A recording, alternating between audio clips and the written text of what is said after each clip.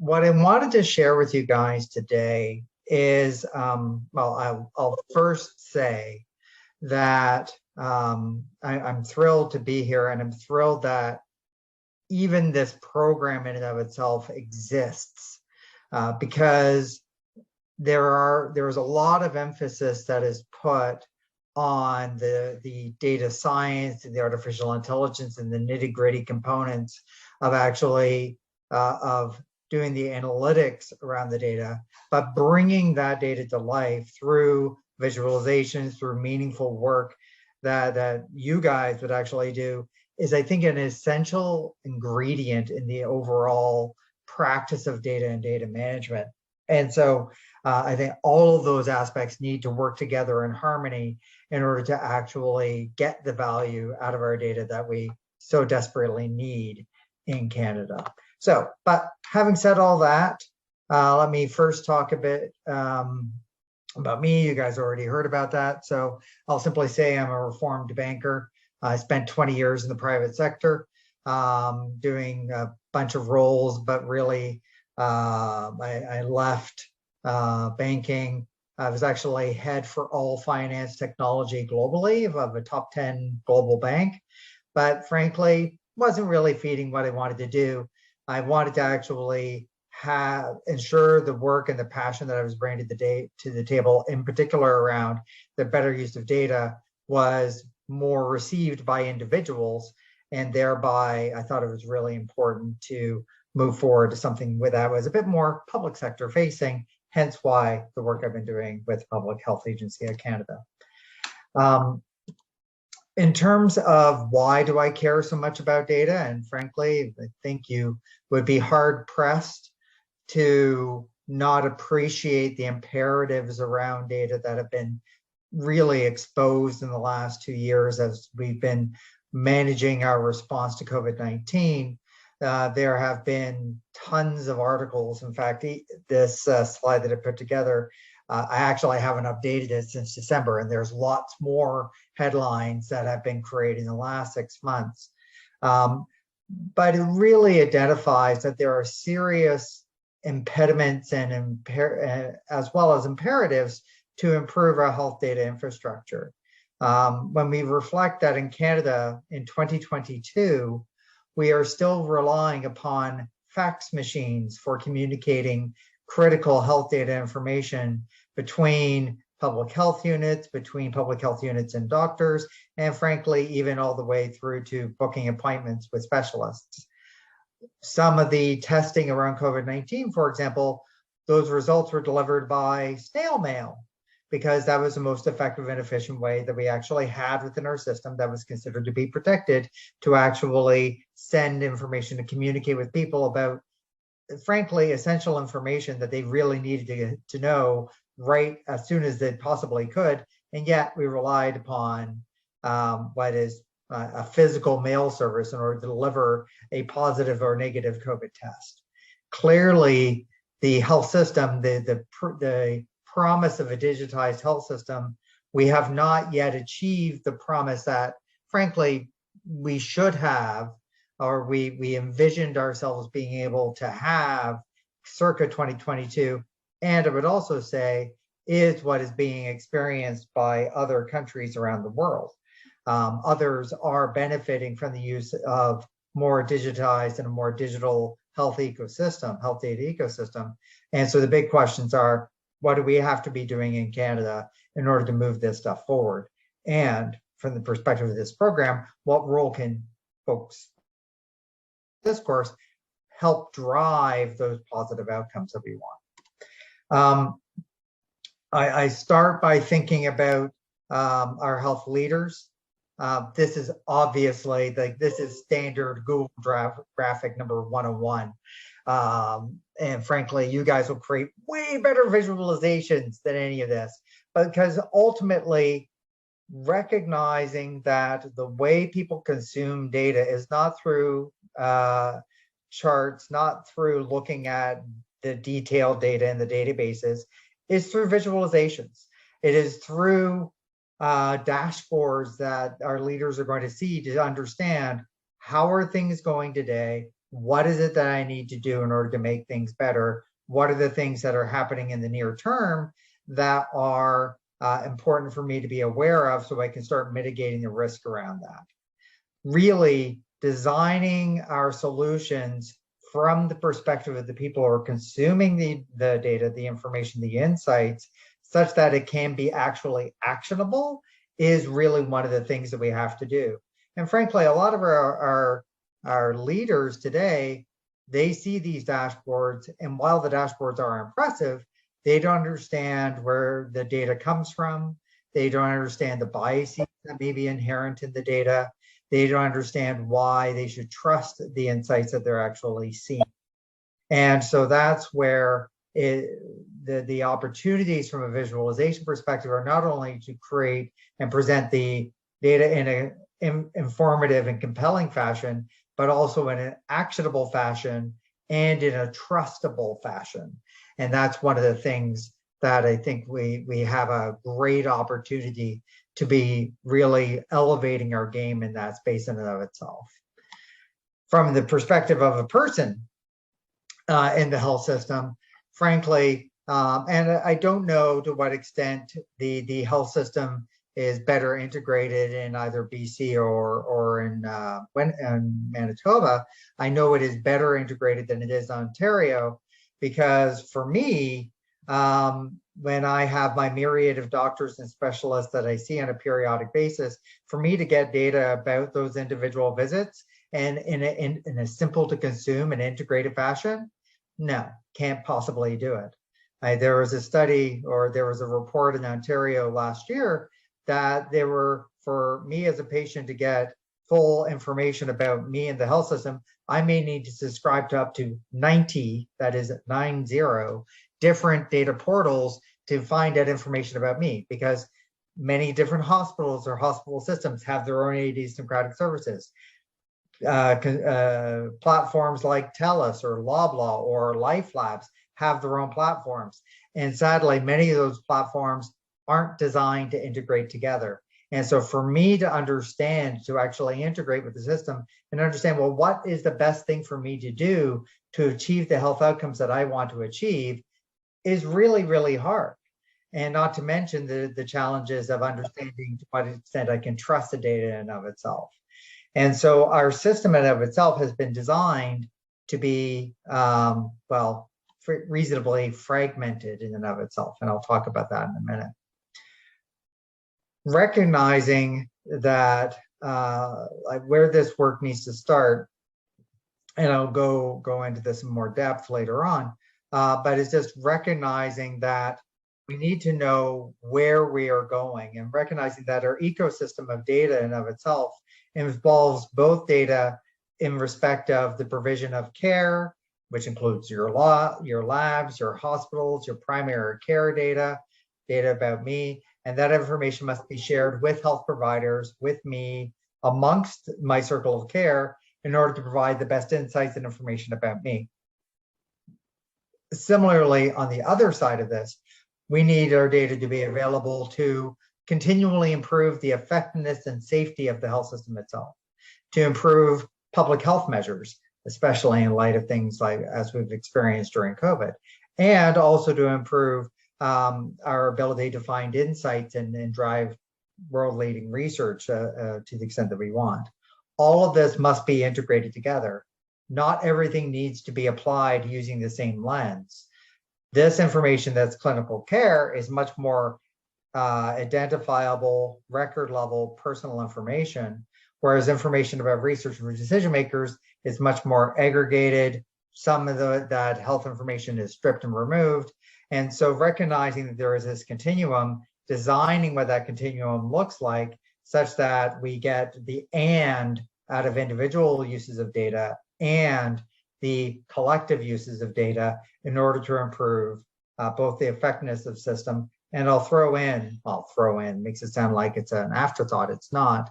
The only way that we can actually achieve things like health equity in Canada, it requires data. We pride ourselves on an equitable health system. Equity is one of the facets of the Canada Health Act, but the only way to know that we are achieving health equity is by measuring it. And if we don't measure it, then we can't possibly know if we are achieving it. It's all anecdotal at best. So if we want to be moving forward with some of these core precepts around equitable, safety, informed, world leading, as well as having individual responses that are personalized, timely, and responsive, we need to have this overall integrated infrastructure. Sadly, the reality is our data are massively fragmented. Where individual silos of data are often created, we construct scaffolding to connect those silos of data together to answer the questions as they arise. And as a result, it is neither scalable, it is not cost effective. And the irony is that a lot of the reasons for the silos of data being created is in the interest of protecting patient privacy. But the irony is that in this scenario, data are duplicated about me all over the place. So in fact, risks to individual privacy are increased in a highly fragmented system.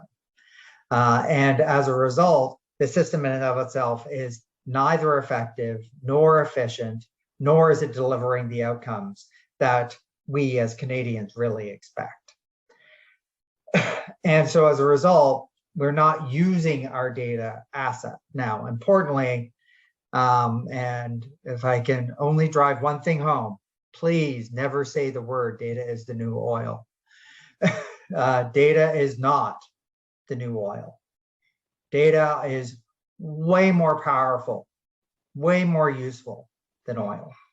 Oil is a consumable resource, and once you use it, it's gone.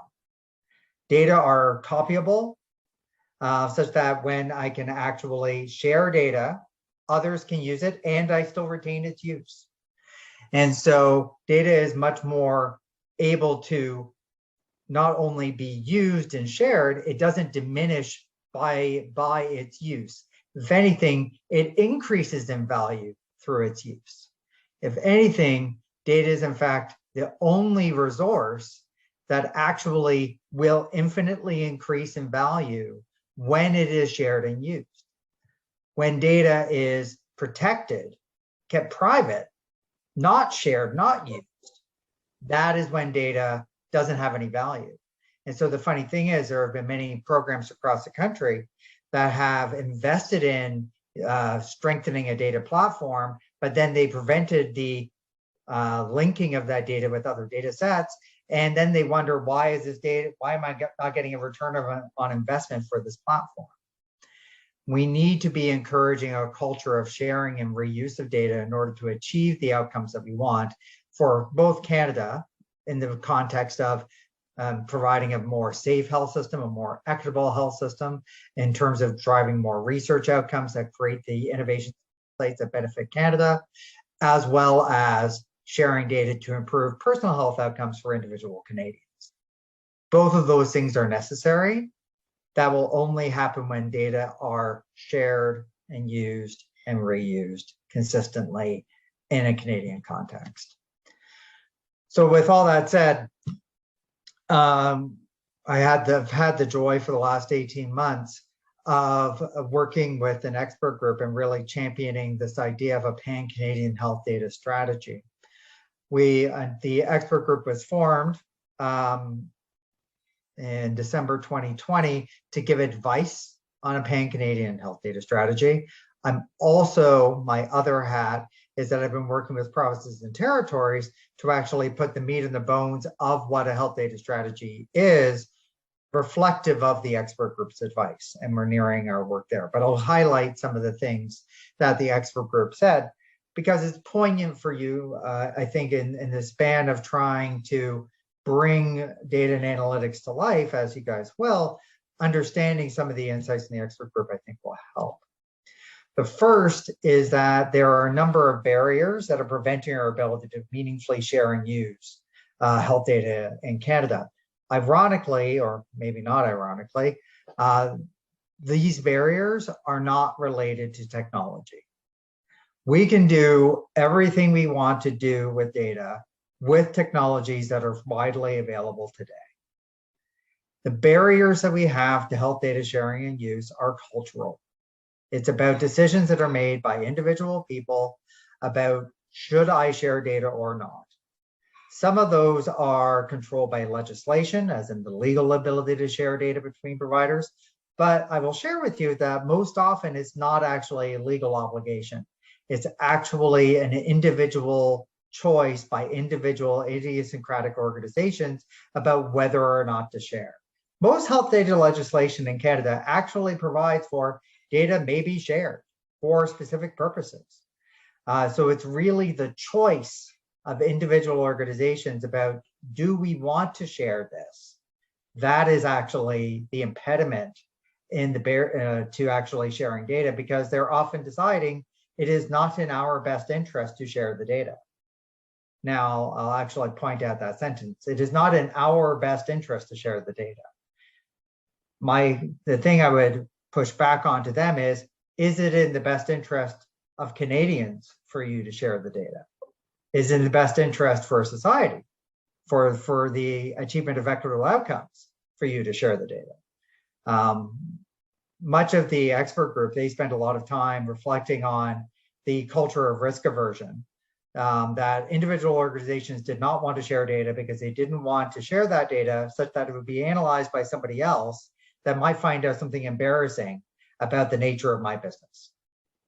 And so the reason why I don't want to share is because I don't want to be embarrassed. I think I could argue equally that if by sharing that data, it actually has the beneficial outcome of saving a life, it's probably more important to save lives than it is to, avoid embarrassment. But there are also ways of actually mitigating and finding the and between those two things. And that's one of the things that I think has really been driven home through the work of the expert group about there is an imperative to find the and through our culture that allows for the sharing of data and its protection. One of the things that I've reflected on is in Europe, their general tone and culture, and that the culture that they're actively trying to foster is that data are as open as possible and as protected as necessary. In Canada, with our current culture, data are as protected as possible and as open as necessary. The result of that, in an environment where you put protection squarely first and you protect at all costs and you only allow things to be as open as absolutely necessary, it is very challenging to innovate in that environment. It's very challenging to improve public health and safety in that environment. And sadly, we have many situations where, because data are not shared because of fear of reprisal in making the data available, I know for myself, if I'm unconscious going into the ER in the emergency room, I know they will not know about my past medical history. They will not know about my medications. They will not know about anything about my prior health because they have no access to my personal health information. And so they may kill me because they don't know about my allergies. And sadly, this does actually happen from time to time in Canada and of itself. And so we do need to say, where are there imperatives where data must be shared while also ensuring it is protected? But the sharing of data, ensuring the value is being shared and created of the data and the protection, that is our imperative. Whereby putting protection first and then the sharing second, it has sadly been leading to some negative outcomes. The second part of the expert group's insights are that in order to overcome the silos of data across the country, what we need to do, if you envision it as literal silos or pockets of data, we need to be able to connect those silos of data through a coherent foundation. If you think of it as urban planning, that in a city, you can build whatever building you want within the city, but you're going to hook into the common services of electricity, of water, of gas, and you're going to adhere to the footprint of the city. You're going to build it within the city grid that already exists. So you're going to adhere to some basic rules. But after you've adhered to those basic rules, you can build whatever you want in your building. We need to define what that common set of rules are. what are the minimum specifications about our health data policies that to build up our various pockets of data across the country that enable it to live within itself and also to be shared and reused by others. And thereby we need to ensure that the governance is in place to make sure that people understand which pockets of data already exist and can be used and reused in order to actually achieve better collective outcomes. Because we are using individuals' data, they are the ultimate data owner, we need to make sure that we're fostering trust with the public. So if we're living in a world where data are as open as possible and as protected as necessary, we need to be transparent about what those protections are. We need to calibrate those protections to what the public expects. And in having that conversation with the public, we need to ensure that we have a mutual understanding, a mutual language for talking about their health data and that trust in and of itself. And not just with the public, but also with the health workforces and the health leaders. And thereby the data literacy comes in. And I'll actually reflect that in the first three layers of this foundation, the trust, the policies, and the governance, they actually don't involve the data. They involve people things in and of itself. Things that really are essential to foster trust, to foster an understanding of what's going on, and to really lower the barriers and reduce the friction that is in getting in the way of our mutually beneficial outcomes that we want as a country. The last part of the foundation is the data in of itself, ensuring that data can more easily move back and forth between various systems in a way that is interoperable, and designing our architectures that facilitate that as the outcome. And so there is a technical aspect to it. Having said that, there are, I would dare say, many more non-technical aspects to it.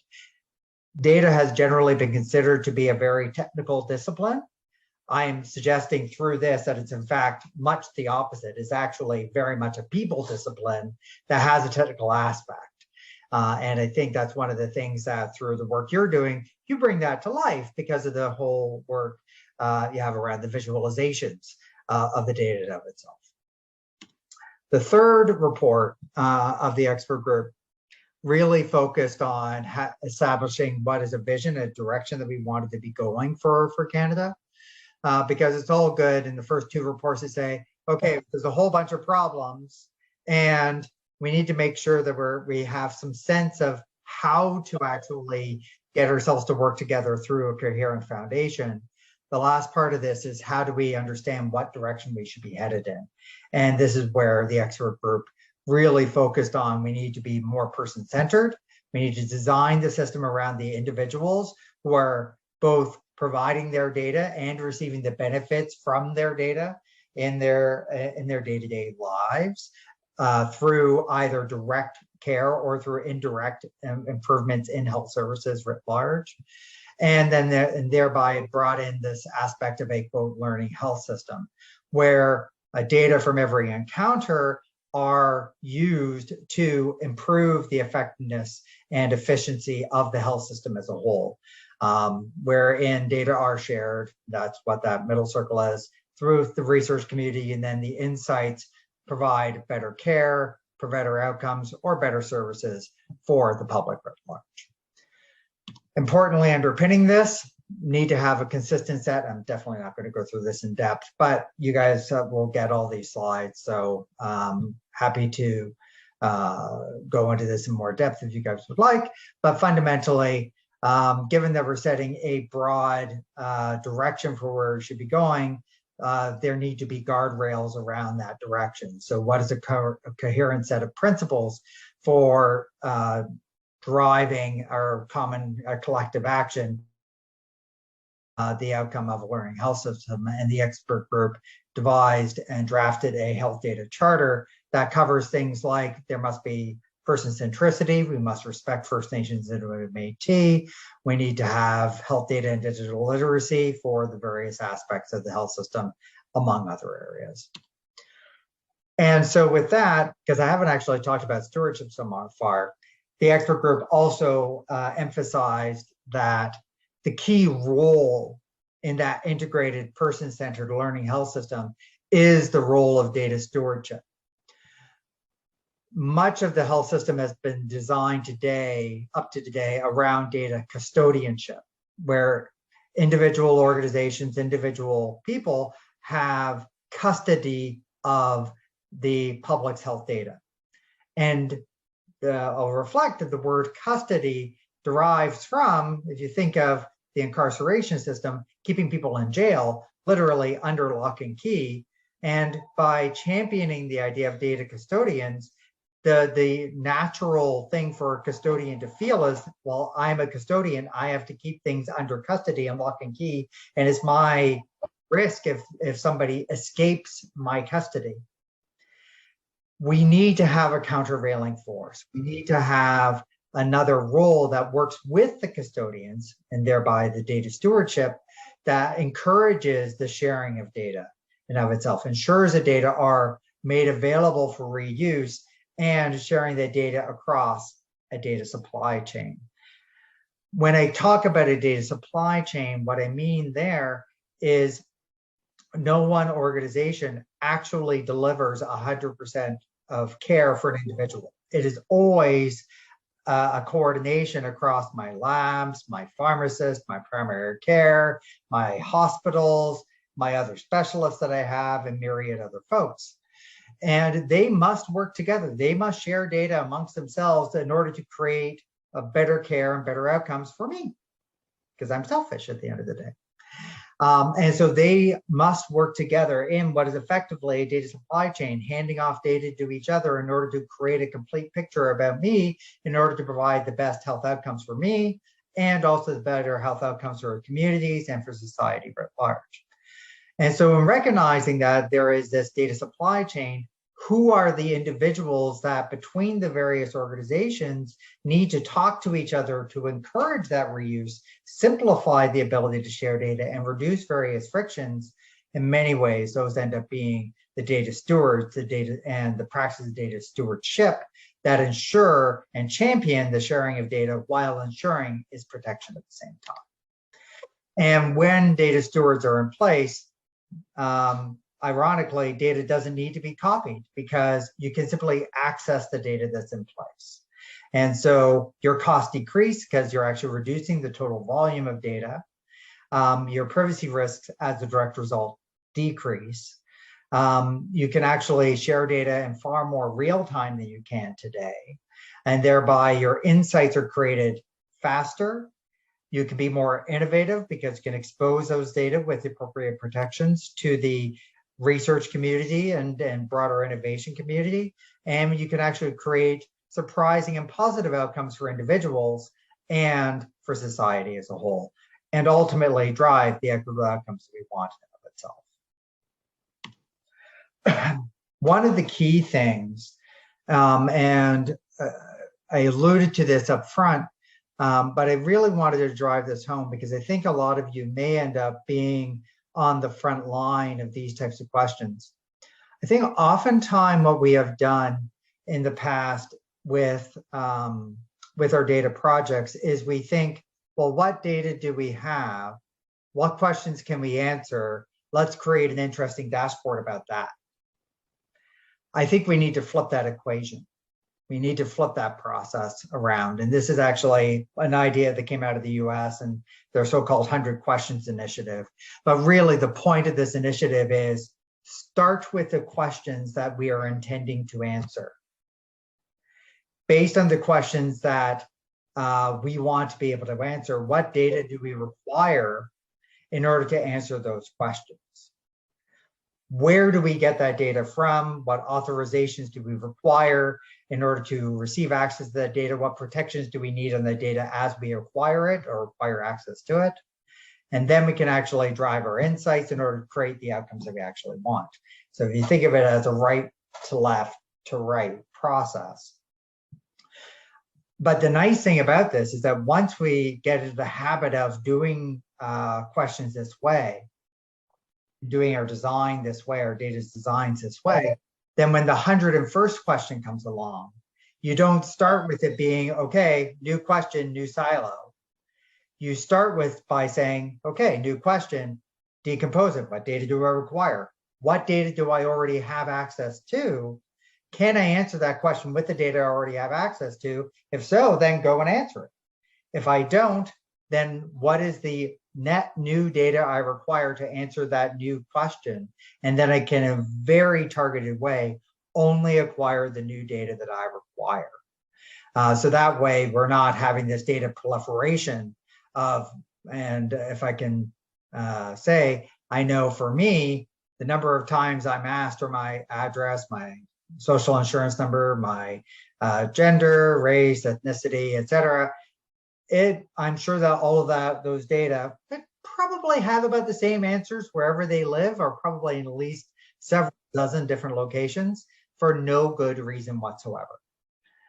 It has been gathered once in a trusted way. How do we actually make best use of that data to actually reuse it as often as we possibly can? The good news, in a way, is that others are ahead, realistically. So there was an opportunity for us to actively learn from what they're doing. And here I'll actually specifically, again, make reference to Europe.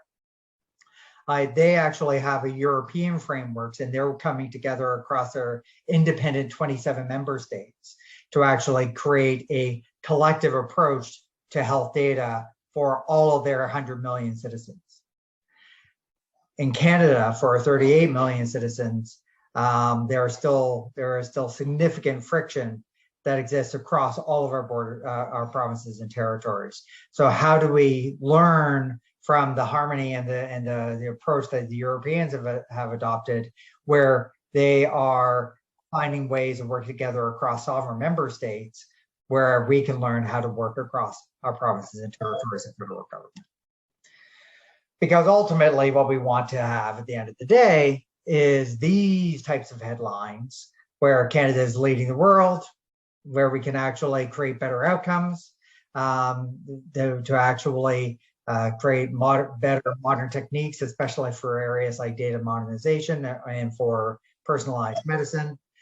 And ultimately, where I have access to my own information about all the places where I live, so I can be empowered in my own health outcomes.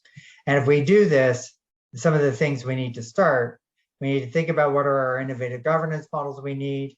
We need to have data stewards that are championing the reuse of this work.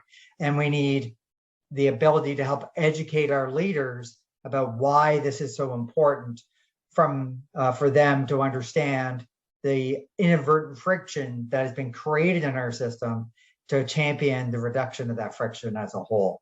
And that is where I'm hoping, through many of you, the graduates in this program, we can really make some meaningful progress going forward.